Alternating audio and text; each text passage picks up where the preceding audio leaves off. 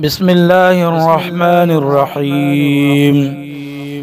قل يا أهل الكتاب تعالوا إلى كلمة سواء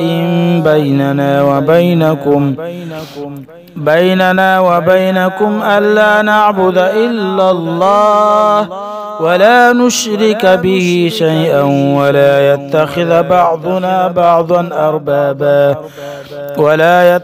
بعضنا أربابا من دون الله فإن تولوا فقولوا اشهدوا بأننا مسلمون.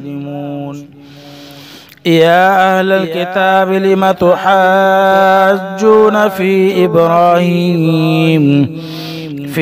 إبراهيم وما أنزلت التوراة والإنجيل إلا من بعده أفلا تعقلون. ها أنتم هؤلاء حاججتم فيما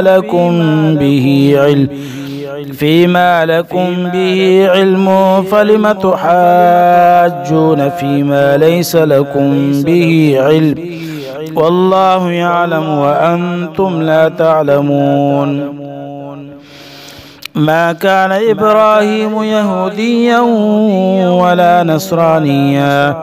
ولا نصرانيا ولكن كان حنيفا مسلما وما كان من المشركين. إن أولى الناس بإبراهيم للذين اتبعوه وهذا النبي والذين آمنوا والله ولي المؤمنين. ودت طائفة من أهل الكتاب لو يضلونكم وما يضلون إلا أنفسهم وما يشعرون. يا أهل الكتاب لم تكفرون